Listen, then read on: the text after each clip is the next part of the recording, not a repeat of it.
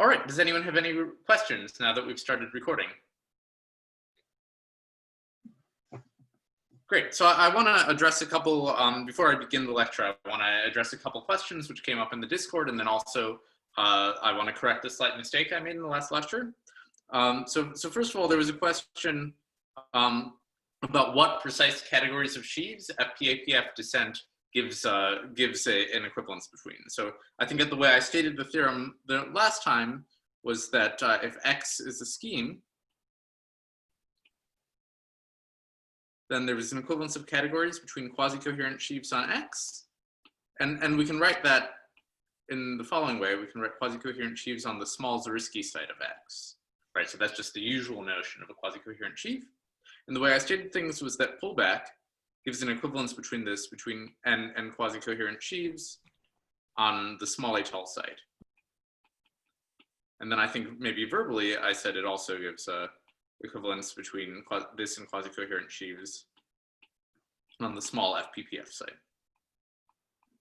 So let me just remind you, the small FPPF site, the objects were flat X schemes and covers were collections of flat X schemes, which sorry, flat finitely presented X schemes, and covers were collections of such which are jointly surjective. Okay, so these are all equivalents of categories, and this is more or less just a restatement of what, well, the equivalence between the first category here and the last category is more or less a restatement of what FPPF descent says. So someone in the Discord asked, what about the big sites? And okay, you can actually make a statement there. So the category of quasi-coherent sheaves, meaning sheaves which are like locally quasi-coherent, on the big sites are not going to be equivalent to the usual categories of quasi-coherent sheaves. But what you can say is you can look at the big Zariski site of X. So here I'm using capital Z to tell you that that's the big site. So just a reminder, what is that category? Well, objects are just all X schemes, and then covers are Zariski covers, right? So you're not just looking at Zariski opens of X as objects of the category. Well, quasi-coherent sheaves on this site are the same as quasi-coherent sheaves on the big etale site of X. And these are the same as quasi-coherent sheaves on the big FPPF site of X. Okay, but these two rows, these triples of equivalences, like the quasi-coherent sheaves on the big Zariski site are not the same as quasi-coherent sheaves on the small Zariski site, right? So it's worth thinking about this, but it's some kind of subtle difference between these two settings. So let me just give you an example. So what is a quasi-coherent sheaf on the big Zariski site? It's just a quasi-coherent sheaf on every X scheme. And like morphisms between various pullbacks. But like they don't have to be, yeah, like you don't have to, it's not picked out by what sheaf you have on X itself. Okay, are there any questions about this? Is this going to have a big effect on cohomology groups down the line? This won't matter. It won't matter at all. Yeah, I mean, somehow when you compute cohomology groups, that only captures covers of like X itself. It really won't matter in the slightest. Yeah, this is just a technical point. This, like, you can completely ignore this for the rest of the class. All right. Like somehow if you have two spaces, like X and like let's say X and some X scheme Y. Let's just say, for example, like Y is X times the affine line. Like there's no scheme with an etale map to both X and X times the affine line. So somehow like those objects don't really see each other at all in terms of covering. It's like there's no way to pass data between them. All right. So the other thing I wanted to mention is a small correction. So I think when I was discussing the failure of FPPF descent for schemes, so the fact that the pullback functor wasn't essentially surjective, I claimed that I think etale descent data for schemes is the same as an algebraic space, and that's not quite true. So what is true is that etale descent data for schemes gives you an algebraic space, but they're not literally the same thing. So you can present an algebraic space in a way that looks kind of like descent data, but it's not like literally descent data. So if you have questions about that, you should come to my office hours, or send me an email, or just ask after class. And maybe one more remark. So I usually have office hours on Mondays at 10 a.m. I did not yesterday because of Labor Day. So I'm happy to add extra office hours this week if anyone wants them. So if anyone wants additional office hours, send me an email and we'll do it. Otherwise, we'll continue as usual a week from today, or sorry, a week from yesterday. All right. Are there any questions before we move on to the material for today?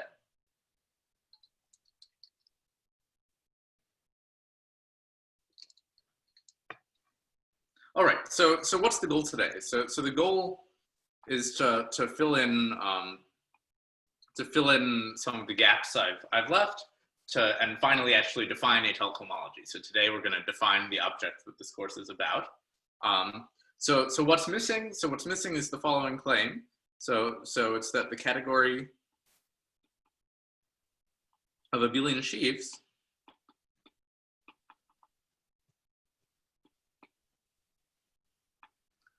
on the etale side of a scheme X is an abelian category and has enough injectives.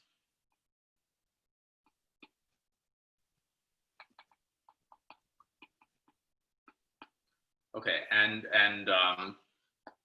once we have that, then we can just use the usual formalism of derived functors to define etale cohomology. And just a reminder that once we have that, the definition is going to be the following. We'll define the etale cohomology of our scheme X with coefficients in, let's say, the sheaf Z mod LZ, just to be the derived functors, the right derived functors of the global sections of our sheaf on X. And so we've already constructed this sheaf Z mod LZ. What is gamma X etale Z mod LZ? Well, you just evaluate it on the object X of X etale, and then we're going to take the derived functors of that. Sorry, was there a question? No, okay. Cool. And the crucial ingredient in at least proving that this category is abelian is going to be the following. So it'll be the following theorem, which I stated at the very end of last time, which is that if tau is any site, then the forgetful functor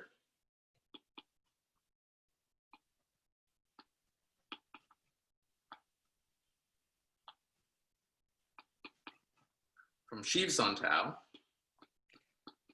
to pre-sheaves on tau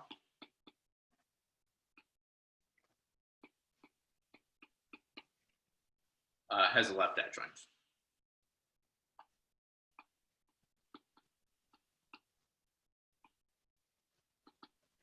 Okay, and just a reminder, I'm not going to prove this theorem in full generality. I'm going to prove this for the etale site.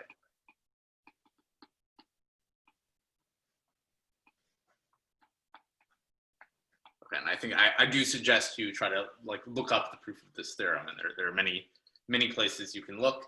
If you just Google sheafification for sites, you'll find it, because it's a cool proof, but there's a softer argument for the etale site. I mean, this is some purely categorical statement. Okay, so let me just briefly make a couple remarks about this. So first of all, the left adjoint is going to be called sheafification.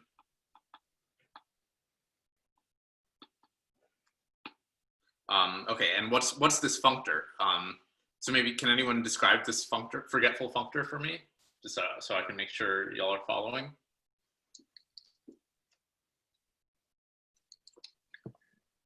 I mean, it's just going to be the same functor, underlying functor, like we just don't care about. It's preserving. Yeah, so a sheaf is a functor. You just forget that it's a sheaf. You send it to the same functor. So this is actually an inclusion of a full subcategory. That's exactly right. Okay, so before giving the proof, we need a couple operations we can do to sheaves. We need to understand how to manipulate these, and basically we're going to learn enough about sheaves that we can imitate, in some sense, the usual proof that sheafification exists on a topological space. So just a reminder, how do you how do you do that? Well, you construct this object called an espace étalé out of the stalks of your sheaf, and then you of your pre-sheaf, sorry, and then you define the sheafification to be sections to that space, right? That's one construction of sheafification. So the construction for a general site is actually, there's a very cool alternate way of doing things, but we're gonna do enough to like understand what a stalk is to make some kind of functory version of an espace étalé. That's gonna be the idea of the proof. Okay, so we need two things. So first of all, we need to understand how to take pushforwards. Okay, so I'm now gonna construct for you an operation you can do to a sheaf. So suppose f from tau 1 to tau 2 is a continuous map of sites. And I think we're now catching up to where we were at the end of last lecture. But I just want to recall this because we're going to be using it a lot. So can anyone remind me verbally what it means to be a continuous map of sites? Maybe I won't rewrite the whole thing today since we did this at the end of last time. Verbally or in chat, it's fine. The functor in the opposite direction, preserving products. Yeah, so it's a functor from tau 2 to tau 1, which I called F inverse. And it preserves fiber products, and then it has one more property, it sends covering families to covering families. So what you're supposed to think is that if you have a cover of an open set and you take the preimage of that cover, that's a cover of the preimage of your open set. Is everyone cool with that? Sorry, I'm looking off to the right, by the way. The chat and the list of names and so on is on my second monitor. All right, so what we did is we defined if for G, a sheaf on tau 1, we defined the following: F lower star of G to be the following functor. It sends an object U on I guess tau 2 to G evaluated on F inverse of U. Oops. And just a reminder, so F inverse was the functor going the opposite way. And so U here is an object in tau 2. So F inverse of U is an object of tau 1. And we can evaluate G on it. Okay, and the exercise, I think I asked you to do at the end of last time, and I will again ask you to do it, is that this is actually a sheaf.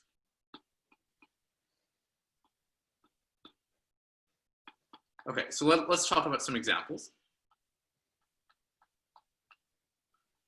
Okay, first of all, can anyone give me an example of a map of sites? Just a map of schemes, like just pulling back. Yeah, exactly right. Right. So suppose I have F from X to Y is a map of schemes.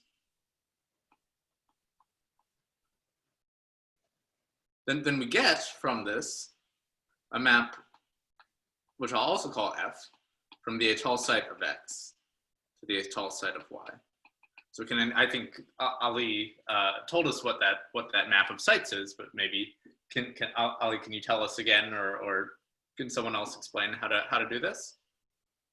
Well, yeah. So if I have an etalomorphism going to Y, I'm just going to pull it back along X. Yeah, exactly. So you send it to U times X over Y. This is now an X scheme. Exactly right. Okay, so that's a functor. It's just taking the fiber product with X. It sends etale things to etale things, so it's an actual functor between these two categories. And then you have to check that it sends fiber products to fiber products and covers to covers. Okay, so we've now defined. So from this we get a functor F lower star from sheaves on X etale to sheaves on Y etale. All right, so let's talk about some examples of this. So here's a good example of a map. So suppose K is an algebraically closed field.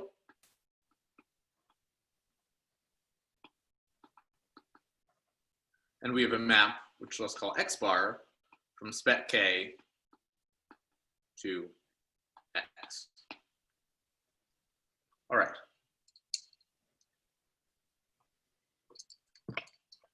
So maybe I'll call it iota X bar. So you just have to think X bar is like a geometric point of X. That's where the notation comes from, and iota is its inclusion.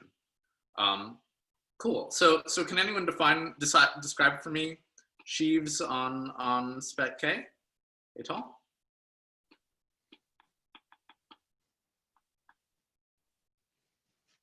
I think we had an exercise about this.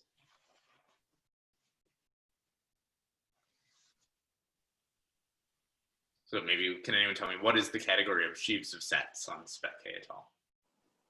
Is it just going to be like sets? It is Yeah, going to be sets, yeah. Yeah. So the point is, what is an etale cover of spec K? It's just a disjoint union of copies of spec K, right? That's what a etale K algebra looks like when K is an algebraically closed field. Okay. So now suppose I've told you the value of your sheaf on spec K. Well, now I know what it is on any disjoint union of copies of spec K because there are a lot of sections from spec K to a disjoint union of copies of spec K, right? So you can cover any disjoint union of copies of spec K by spec K itself, or by a bunch of copies of spec K itself, just by definition. Okay, so that tells you the value of your sheaf on spec K determines its value on the whole category. So you should, if you haven't done this exercise, you should definitely do it. Okay, so now can anyone tell me, so given a sheaf F, which is a sheaf on spec K etale,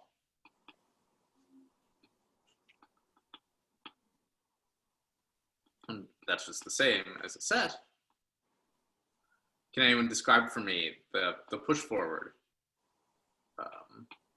of this sheaf? So what do we need to do? So given some u to x, we need to compute its value.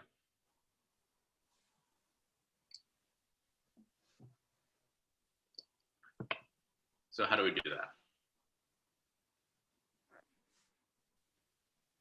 Yeah, so this is defined to be the skyscraper sheaf with value that set. So how do you evaluate the skyscraper sheaf? Yeah, so I'm going to say that in a second. This is the definition of the skyscraper sheaf. So how do you evaluate that sheaf on some etale X scheme? If like the image of the point, if the image of my etale morphism contains the image of that point, I'm guessing then I'm just going to be that set, and if not, the empty set. Yeah, so that's not quite right actually. So that's why that's a very good guess. Yeah, it's not quite right. So what happens? Let's try an example. So let's actually just use the definition. So what does the definition tell us? So it tells us that it's f evaluated on u times over x with this point x bar, right? So what is that fiber product? Yeah, exactly. So Sarah has the right answer. We have to care about. Sorry about that. We have to care about the number of preimages of the point. So this is f evaluated on a disjoint union of copies of spec K, where here this is the number of preimages of x bar in U. Okay, and then this is just, well, we can now use the sheaf condition to evaluate this. This is the product over the number of preimages of f of spec K. Okay, so the definition, which Sarah guessed in chat, is that iota x bar f star is called a skyscraper sheaf.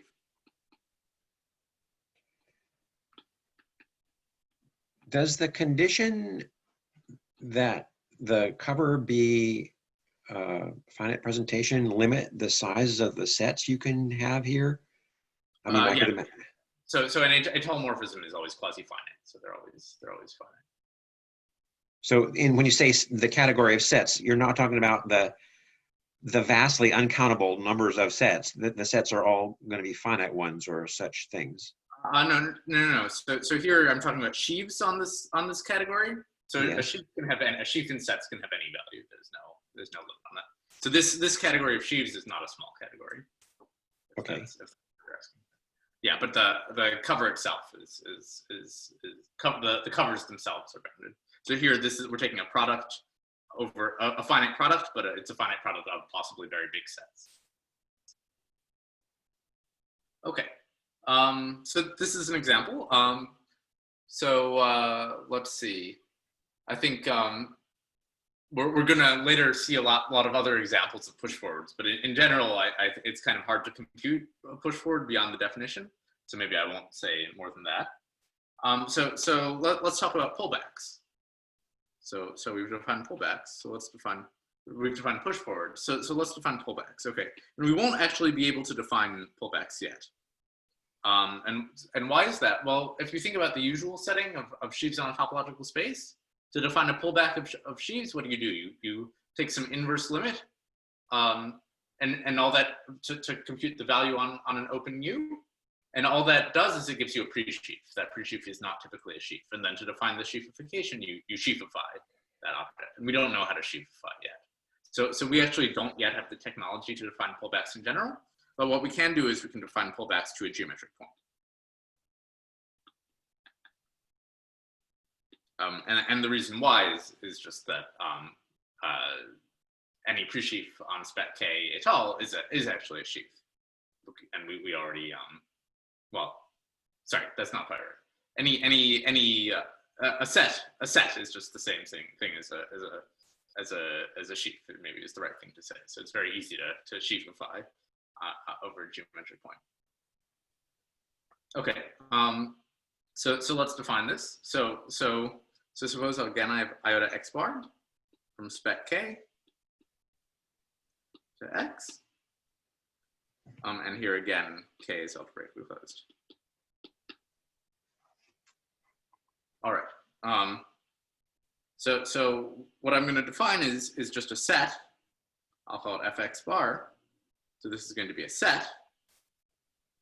If you'd like, you can consider it as the pullback along this inclusion of a sheaf F, or here F a sheaf X etale. But here when I write this equality, I mean, so this is a set, and this is a sheaf on spec K etale. So when I write this equality, I'm using this identification from before between sets and sheaves on spec of an algebraically closed field. Okay, so what's the definition? So we just copied the definition from usual sheaves. So I'm going to define fx bar to be the following, I guess, direct limit. Sorry, I think I said an inverse limit earlier, but it's actually a direct limit. So it's the inverse limit, or the direct limit, sorry, over u comma u, and I'll write a diagram in a second of f of u. Where here, what is the limit taken over? Where the direct limit is taken over over diagrams like this, over diagrams. So here we have x bar including into x, so that's what I call iota x bar. Now we're going to take an open an etale u over x and a geometric point of u living over x bar. So this inverse limit is taken over pointed etale x schemes. So here this is etale, and this is a geometric point. Okay. So note, for example, this works totally, like we don't have to be working at a closed point. Like this works totally fine if you take spec K to be the algebraic closure of the function field of x, if say x is irreducible. So that gives you a geometric point of x whose image is the generic point of x. And now here u bar will be some other geometric generic point. right? Like it'll be an algebraic closure of the function field of a component of U, for example. Okay, so that's a perfectly legal operation. Okay, so this is the definition. It's just, maybe it looks a little complicated, but you should think it's really just the same as the usual definition for sheaves on the Zariski topology. Hey Daniel, sorry, it's pixelated again. In the direct limit there, what is next to the capital U? It's U comma little u. So, or maybe I should call it little u bar. So it's this geometric point. So we're taking the direct limit over pointed étale X schemes. Okay, thanks. Yeah, let me try to stop sharing and start sharing again, since it seems to be acting up. Is that better? Yes, thanks. Great. Okay. Cool. So let's take some examples.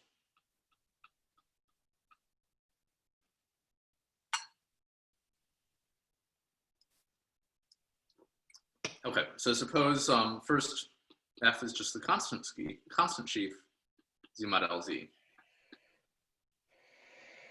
and X bar inside of X is any geometric point. So can anyone tell me what is the pullback of the constant sheaf Z mod LZ to a geometric point?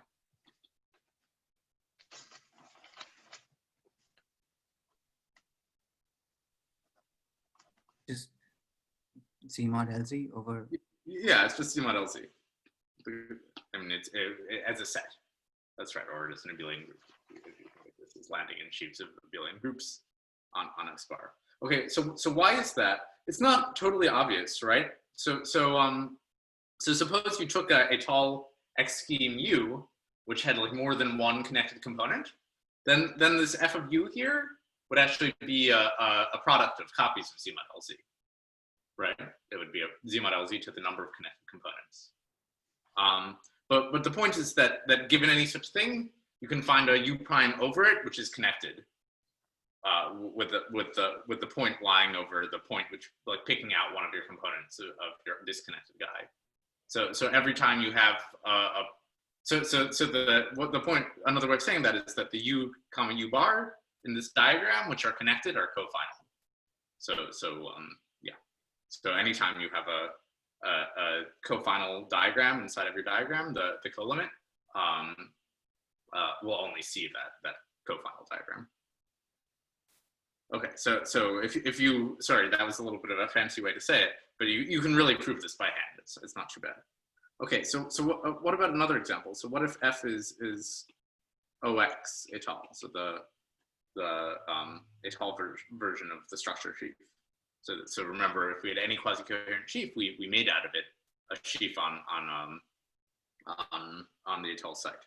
So can anyone tell me what is the pullback of this? So it has a name. If you might not have seen it before, depending on what sort of commutative algebra preliminaries you've seen. But I'm curious if anyone knows what this is. I haven't seen this before, but I have Wikipedia'd it. Is it the cancelization? So I think it's the strict cancelization. Okay. Right. So yeah. So that's the, if I haven't said what to do if we don't have a geometric point here. So I think if you put a point which was not a geometric point, you'd get like if you put an honest closed point of your scheme or an honest point of your scheme, you'd get the cancelization. But because we're taking a geometric point, we get the version of that with the algebraically closed residue field. Right, which is so this is, I think it's called OX X bar strict cancelization. Does that sound familiar, Ollie? That sounds familiar. Just for an example, if let's say your X is spec Z and your little x is like spec of F P bar or something. Yeah.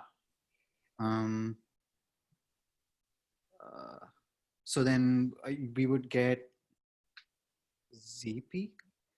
No, that's not quite right. So that's a complete local ring, right? So this doesn't give you a complete local ring. So first of all, it gives you something with algebraic closed residue field.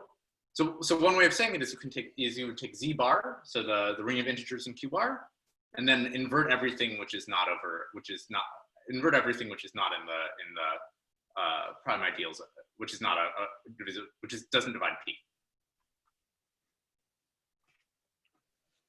Does that make sense? So you get this very big subring of Q bar, actually. Like a big local subring of Q bar. And the reason is you can express that as a direct limit of things where P is everything except for P is inverted. That's exactly right. Yeah. Well, it's not everything except for P, but yeah, like some collection of things away from P is inverted. Yeah. So what is an etale Z scheme? It's like a finite extension of Z, a finite extension of one way of writing it is you can take a finite extension of, a finitely generated extension of Z.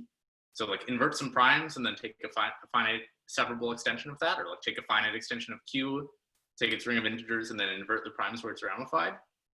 And here you're doing that, and you're fine as long as that extension is not ramified at P, right?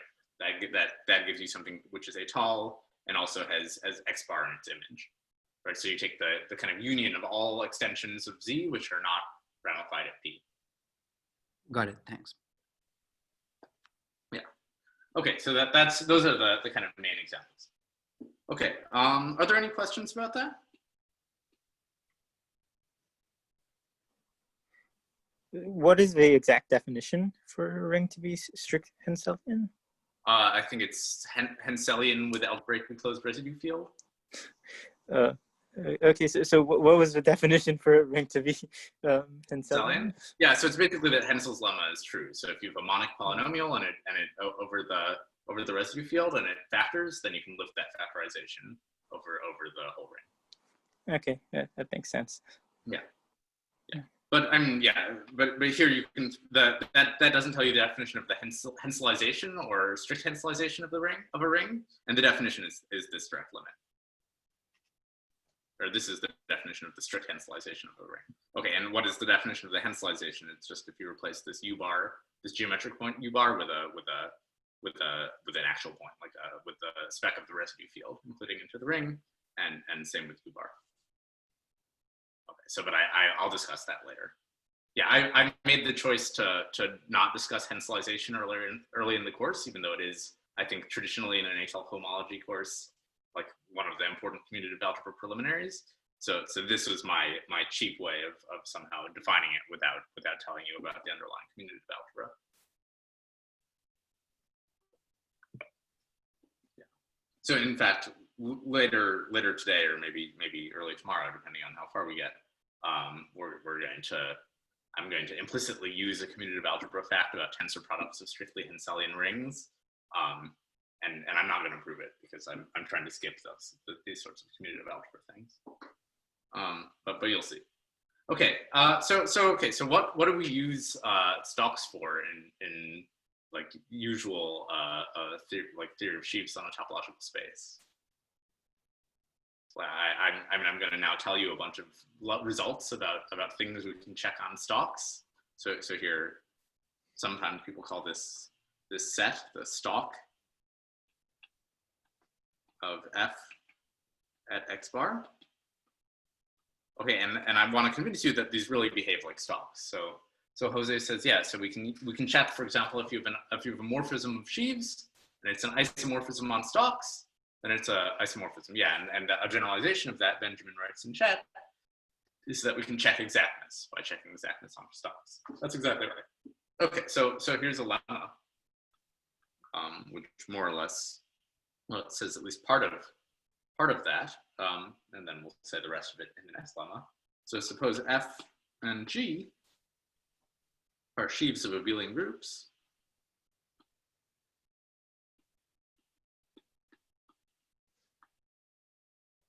On X etale. Then following our equivalent,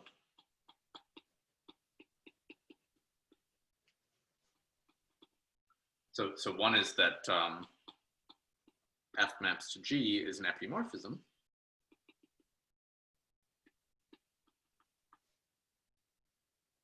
2 is that F maps to G is locally surjective.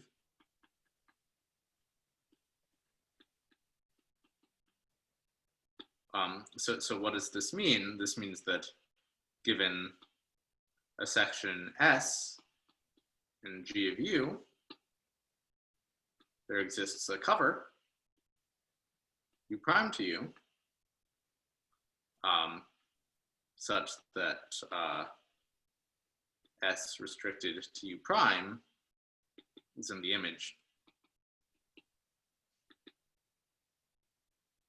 of some S prime in F of U prime. So maybe given a section of G, you know, maybe you can't actually hit that section from F, but after refining the object you're on, so after passing to a cover, you can. Okay, and then 3 is that Fx bar to Gx bar is surjective for all geometric points x bar to x. All right, so let's actually prove this. Okay, so can anyone explain to me why locally surjective implies that the morphism is an epimorphism?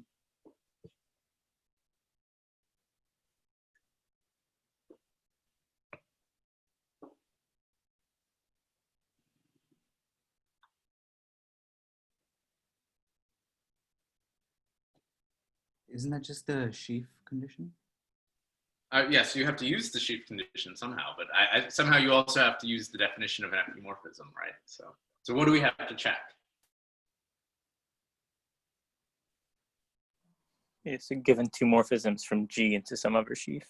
Yeah. So what we have to do is we have to say that if F to G, so suppose we have two morphisms like this, H, such that the two compositions agree.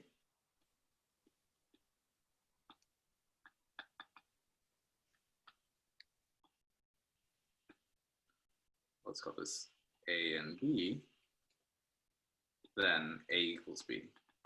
So that's what it means to be an epimorphism. So maybe can someone verbally just say, I mean, Arvind, you had the right idea. Can you say how we know this?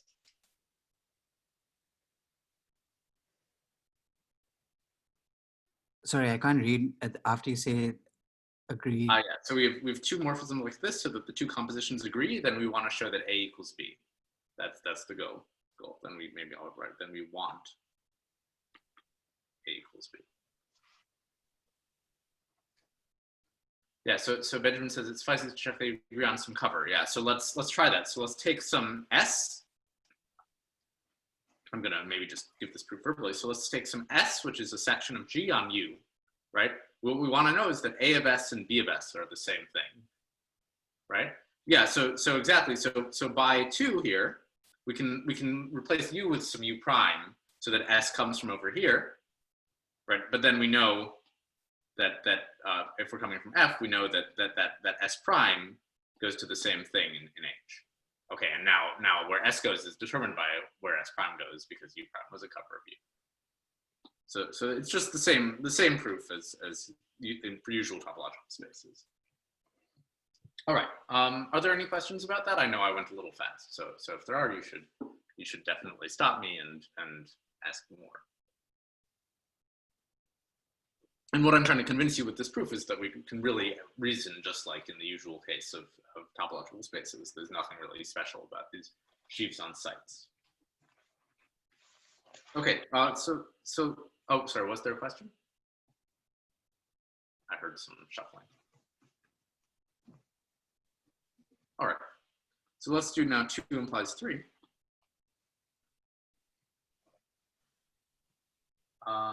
Well, actually, let's do 1 implies 3.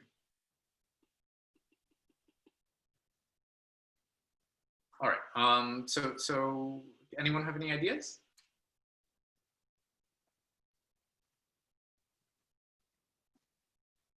So we want to show that if we have an epimorphism, then this map of sheaves is not, this map, then the map on stalks is surjective for every stalk. Does anyone remember how to do this for sheaves on a topological space?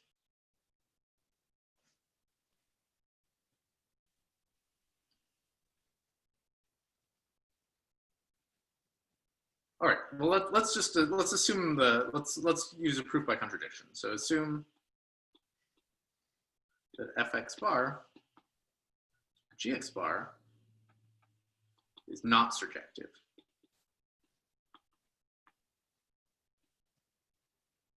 for some x bar. So we want to get a contradiction from this. So let's suppose it has co-kernel gamma, or co-kernel, I think I'm calling it lambda in my notes. Okay, so any ideas? Well, what do we want to do? We want to go from this non-surjectivity, so the non-zeroness of the co-kernel, to showing that f to g is not an epimorphism. So we want to make map two morphisms to some sheaves, which are different, but which agree when you compose with the map from f to g. So in other words, we want to construct some contradictory sheaf out of lambda. Any ideas?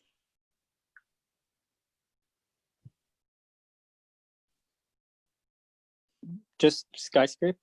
Yeah, exactly right. Yeah, so we're going to consider the two maps from G to the skyscraper sheaf associated to lambda. So one of these maps is just going to be 0, right?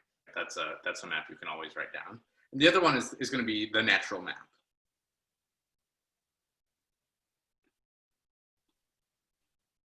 Okay, so what do I mean by the natural map? I mean, take a section to G and then look at its stalk. And that gives you a map. So, okay, so you have to actually use the definition of the stalk to define this, but you should convince yourself that, like, just like in the topological setting, it makes sense. Okay, but now lambda was the co-kernel of the map on stalks. So that means that both compositions are going to be 0. Okay, and this is a contradiction.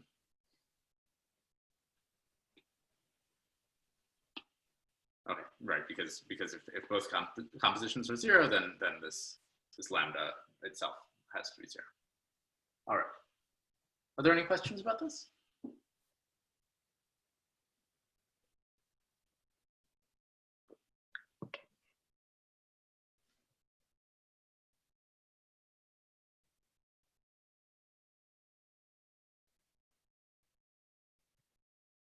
All right.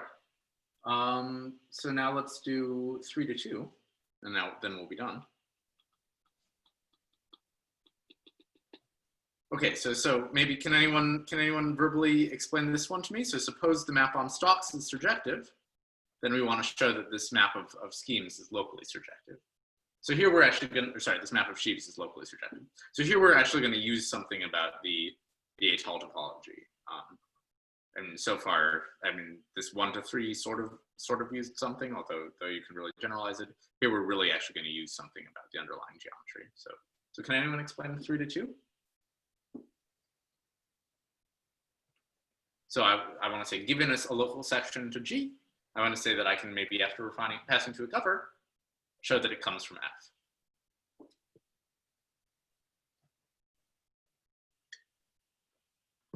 And what do I know? I know that the map on stalks is surjective.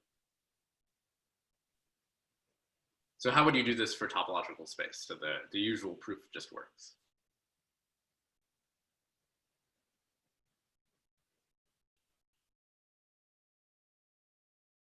So let's start. So let's suppose subjective homomorphism of direct limits. Yeah, that's right. So can you say more? So given S and G of U, we want to find some U prime so that S comes from F.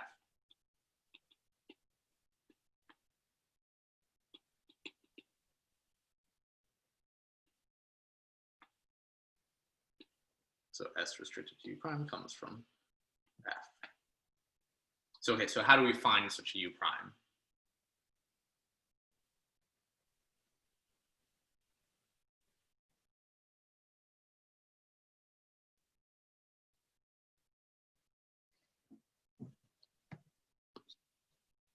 We just take a geometric point of view. Yeah, so let's just take a geometric point of view. So we know the map is surjective on stalks. So we just pick one. So choose X bar and U. So we know that Fx bar to Gx bar is surjective. So this means that there exists some etale neighborhood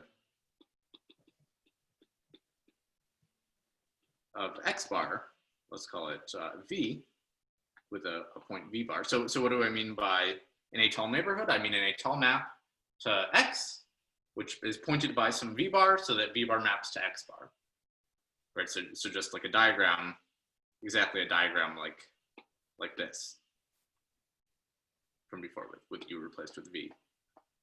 So what does this tell us? So these direct limits are surjective. So we know there's something like this, such that S restricted to V is in the image of F. Great. Okay, so what now? Are we done?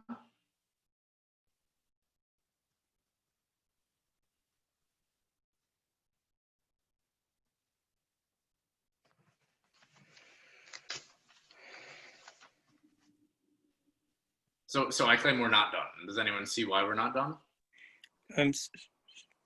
Yeah.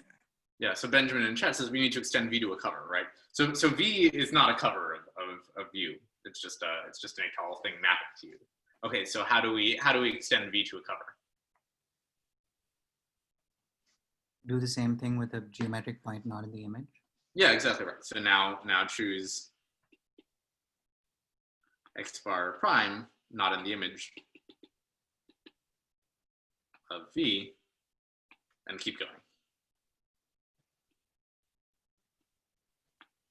Okay, and you just keep adding etale opens to your cover until they're actually a cover. Okay. Are there any questions about that?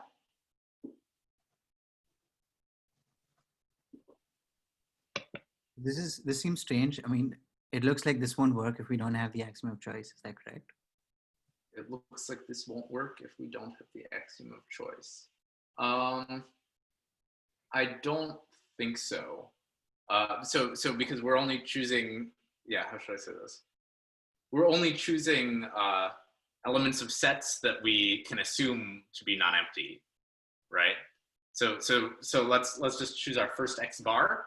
Well, suppose U is empty. Like, so suppose there's no geometric point. Well, okay, you need the axiom of choice to make a geometric point in the first place, right? To make a spec K, right? To make an algebraic closure. But let's ignore that issue. So let's suppose we're working over, let's say we're working over varieties over an algebraically closed field. So we don't need to worry about that. You could also avoid that issue too, but let's not with what I've told you so far.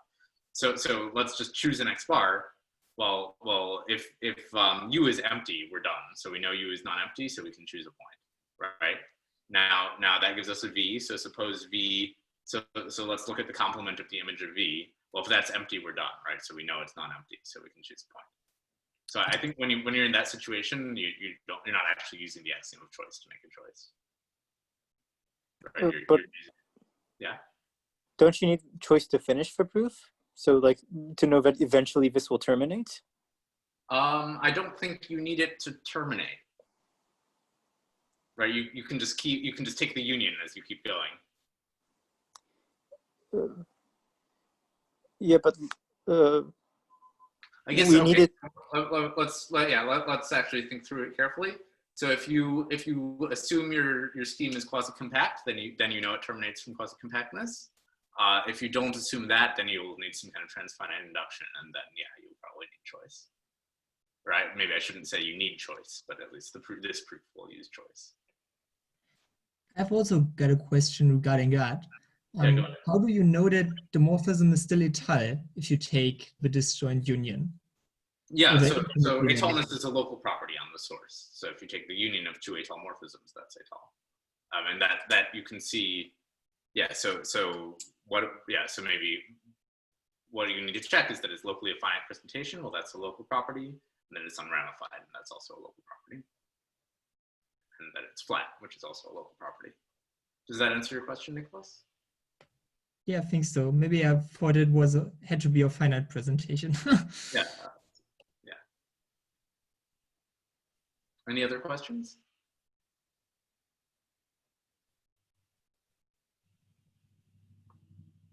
Okay. Cool. All right. So so what have we checked? So we've now checked that we can check surjectivity on stalks. So let's take a 2-minute break and then we'll do injectivity. Yeah, so maybe during the break, are there any other questions? Yeah, I have a quick question. Yeah, go ahead. Instead of looking at, pullbacks over geometric points, Yeah. so something changes if we look at a non-geometric point, right? Like just some spec of k. Like Yeah, so the main issue is that sheaves on a non-geometric point are not just sets anymore. Because they So I think probably next time we'll talk about sheaves on spec k. Cool. Yeah, so they're related to they're I'll just spoil the punchline. They're the same as discrete G modules where G is the Galois. So that's it's a little bit more complicated. And right now, I mean, I don't think it would be too hard to show that the pullback to a non-geometric point is actually a sheaf, or like that it can be sheafified. But we at least in principle don't have the technology to do it yet.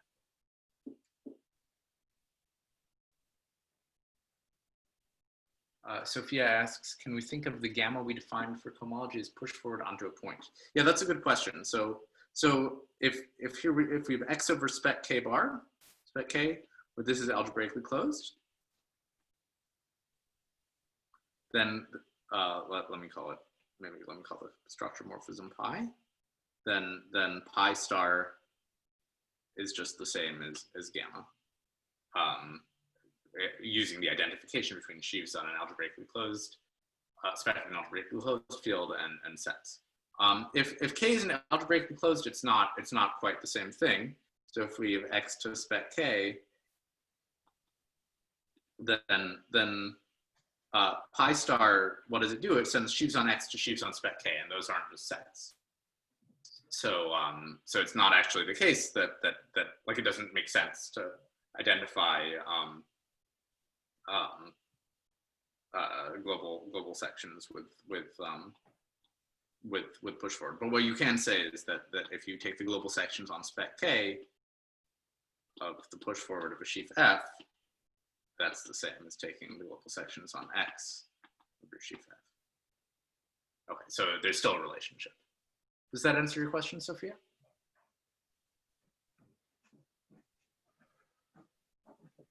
Okay, great.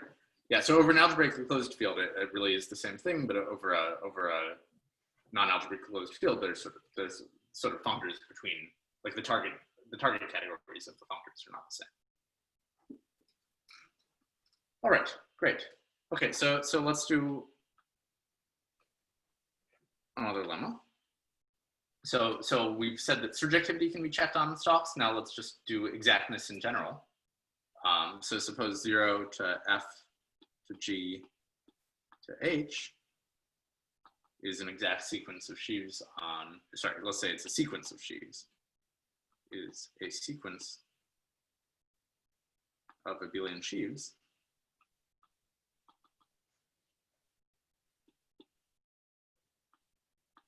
on x etale. Then the following are equivalent. So 1 is that the sequence is exact.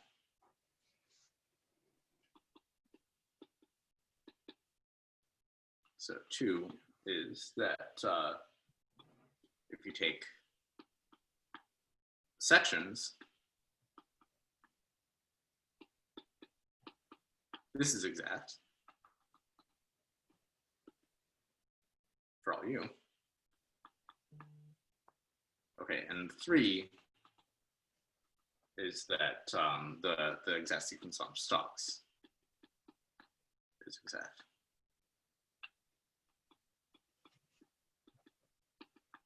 Here for all geometric points.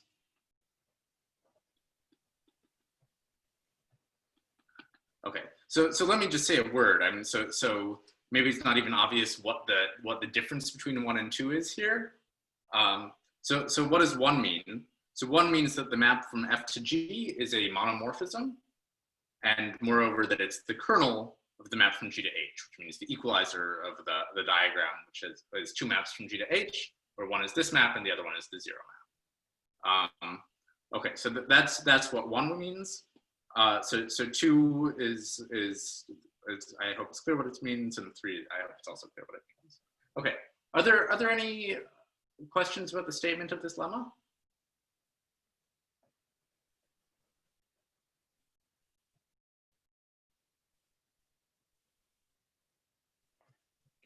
So let me just remind you. So this means that F is the equalizer of the diagram G to H, where let me give this map a name. It's called little f, where this is little f and this is 0. Okay, so that's what this means.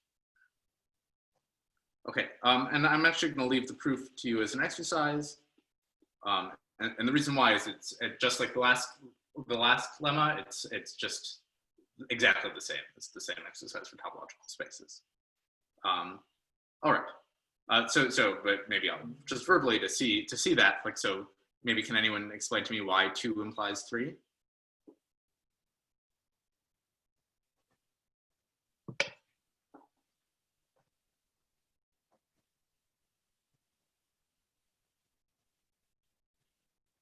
So my claim is that this is the same proof as for topological spaces.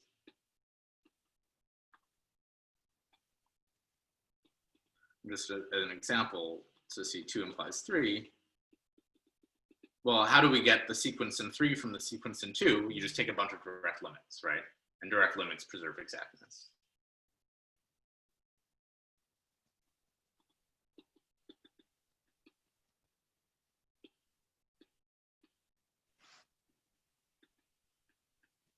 Okay, so you should convince yourself of this, that it really is the same.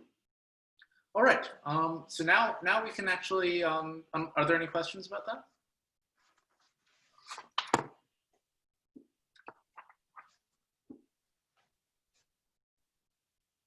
Okay, so now we can actually prove sheafification exists.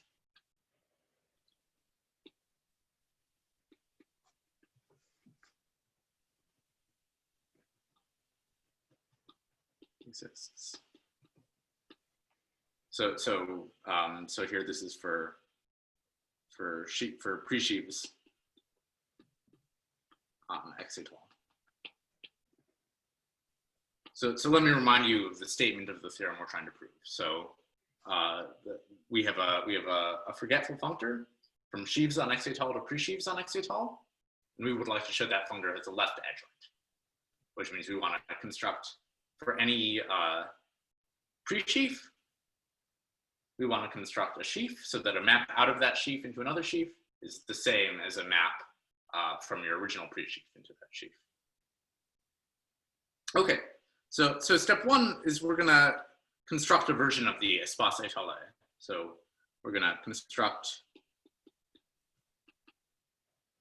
an espace etale.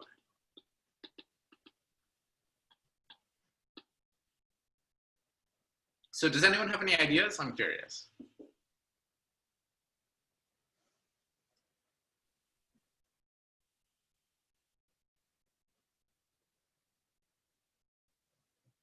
So here we're actually going to use the axiom of choice, if you like. So for each point X in X. So this, I mean, a literal point of the topological space. We're going to choose a geometric point.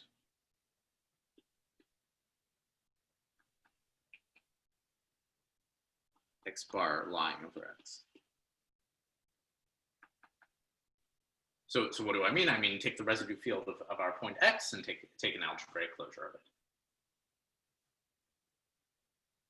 Now, now given F, which is a pre-sheaf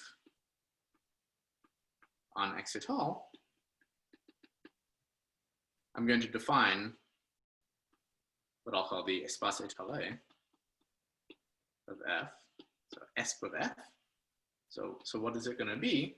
It's going to be the product over all our geometric points X bar of the skyscraper sheaf associated to the stalk of F at X bar. Okay, strictly speaking, I think I only defined a stalk for pre-sheaves, but you can take the exact same definition for a sheaf. Okay, there's a natural map. So this thing, by the way, this is a sheaf, right? Do you all agree with this so far? Or does anyone disagree? Or have a question as to why this is true?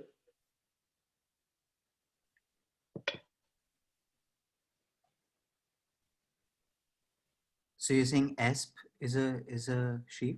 Yeah, esp is a sheaf. So here are all these guys. So fx bar it's just a set, right? So that's the same as a sheaf on spec k bar. And then push forward sends sheaves to sheaves. So the skyscraper sheaf is a sheaf. And then a product of sheaves is also a sheaf. And that I haven't proven for you, but it's sort of immediate from the definition. Right, what is a section to a product of sheaves? It's just a product of sections. And then you check that each of those sections is defined locally. Right? So there's a natural map of pre-sheaves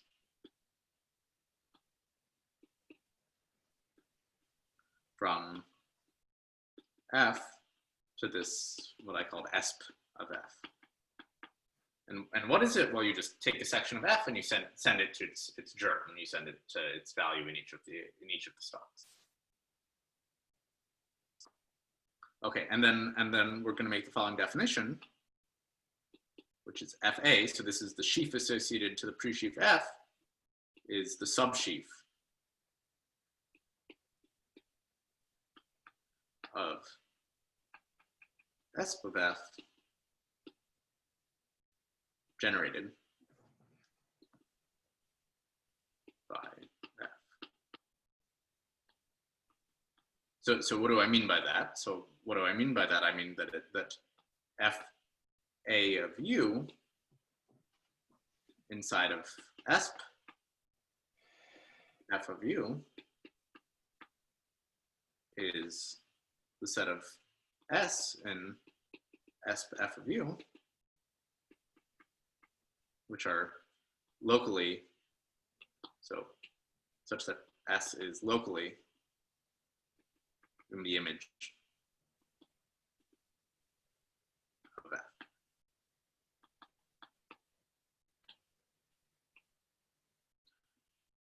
So here you should think of this as here, this is like the product of all the stalks, and then FA of U is like the espace etale living inside of that thing.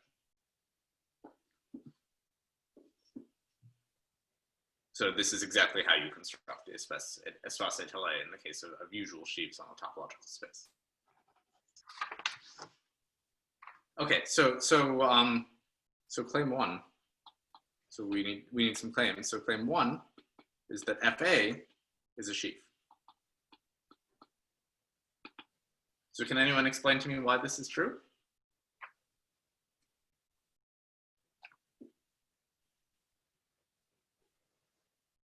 Can you just zoom in on the right side of the set?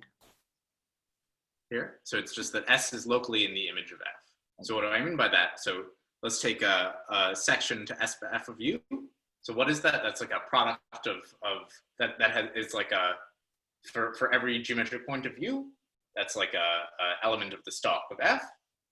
And then I say that section is in FA. if you can refine U, so if you can take some U prime to U, so that it's in the image of this natural map from F to S of F.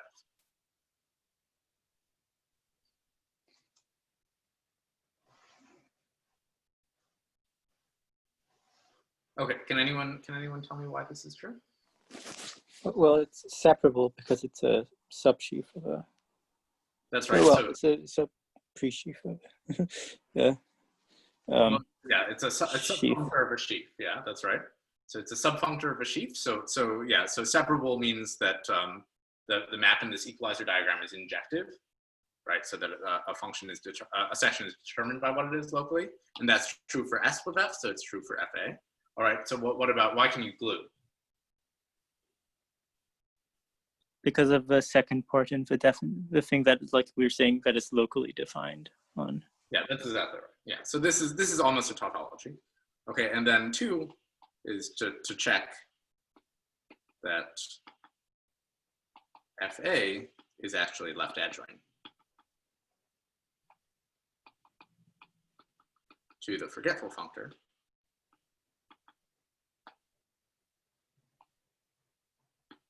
Okay, and this is an exercise.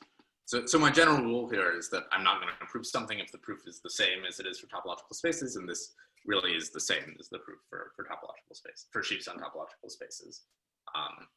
Yeah, but this is again an exercise that you like really have to do if you're following the course. All right, are there any questions about that?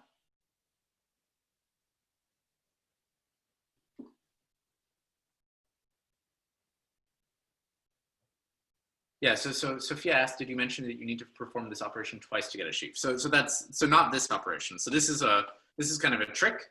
So this is a way of getting a sheaf out of a pre-sheaf, which only works on sites which are sufficiently geometric. So what we really used here is that that there are enough points. So we could use all these geometric points. So what's true in general is that for any site, the forgetful functor from sheaves to pre-sheaves has a left adjoint. And here we used some actual geometry. We used the existence of honest points to construct our left adjoint. So this proof won't work in general. So for the general statement, so for an arbitrary site, there's some weird plus operation. And in order to turn a pre-sheaf into a sheaf, you have to perform that plus operation twice. But that's a different argument. Yeah. Yeah, I agree. It's cool. Okay. Cool. So so you should really do this exercise if you haven't thought about it before. Okay, so let's immediately get some corollaries out of this. So a corollary is that colimits exist in the category of sheaves on etale. So can anyone explain to me why this is true? Well, colimits exist for pre-sheaves. Yeah. And then I just sheafify.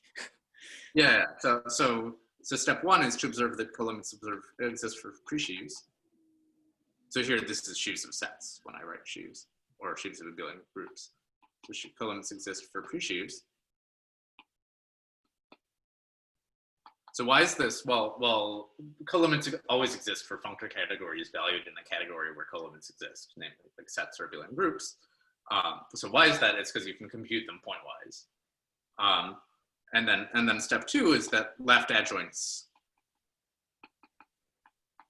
send colimits to colimits.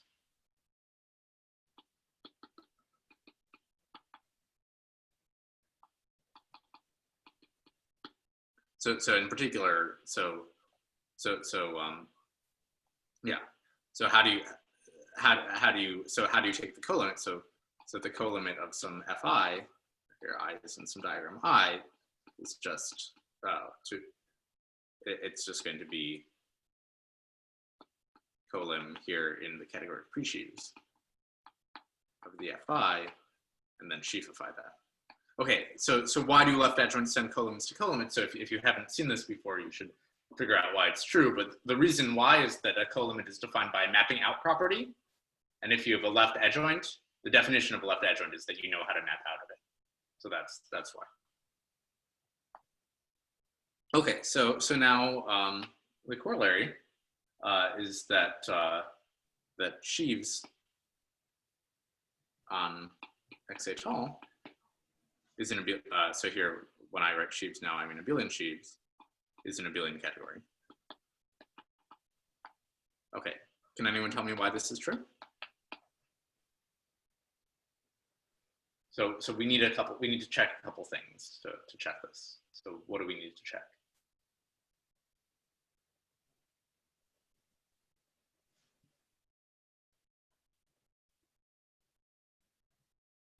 Yeah, so we need to check finite products. So yeah, so finite products, so products and kernels and this sort of thing, we knew because we could define them by hand, pointwise. So we need, so limits exist because we can define them pointwise.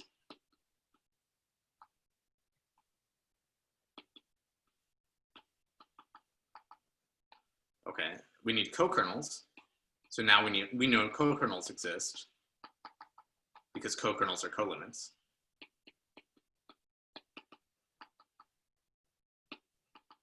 So let me just remind you why that is. So the co-kernel of a map from F to G, it's just the same as the co-equalizer. So a co-limit of the following diagram. So let's call this map little f.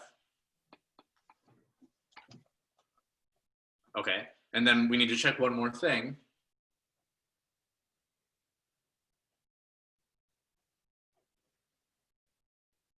Yeah, so what is the other thing we need to check? Yeah, so every epi is a co-kernel. So I think the maybe one way to say it is that image equals co-image. I think this is actually this. I think every epi is a co-kernel follows from this. So here, there you can take the co-kernel of a kernel or a kernel of a co-kernel. Okay, and this you check on stalks.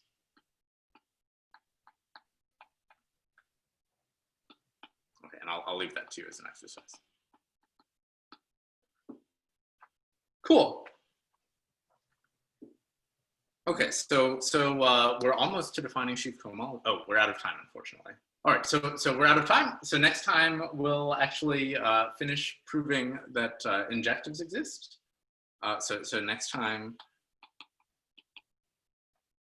injectives. We'll define cohomology, and then we'll actually start computing.